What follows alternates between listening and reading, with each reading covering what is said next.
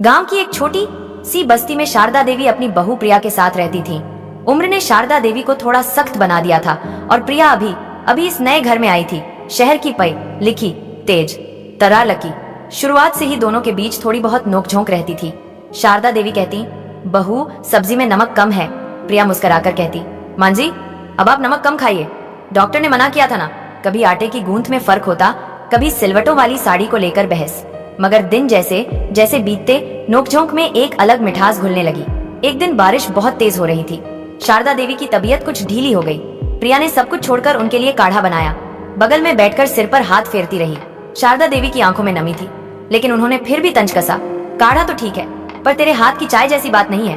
प्रिया हंस पड़ी, तो कल चाय भी बना दूंगी मां जी। धीरे धीरे प्रिया ने घर के छोटे छोटे कामों में अपनी समझदारी दिखानी शुरू कर दी। शारदा देवी को अब उसमें अपनी ही परछाई दिखने लगी। जब कोई मेहमान आता तो गर्व से कहती, हमारी बहू तो सब कुछ संभाल लेती है। एक दिन मोहल्ले की औरतों के बीच बातें हो रही थी।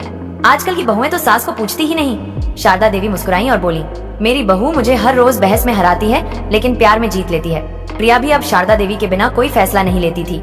सुबह की चाय से लेकर रात के दाल चावल तक हर चीज में सास बहू की मिली जुली राय होती। एक शाम दोनों आंगन में बैठी थी। प्रिया ने पूछा, मां जी आपने मुझे कभी बेटी क्यों नहीं कहा?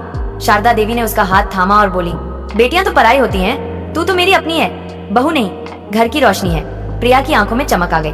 उस दिन उन्हें समझ आया, रिश्ते खून से नहीं, समझ और अपनत्व से बनते हैं। थोड़ी नोकझोंक हो तो रिश्ता और मजबूत होता है, बस उसमें प्यार भी होना चाहिए।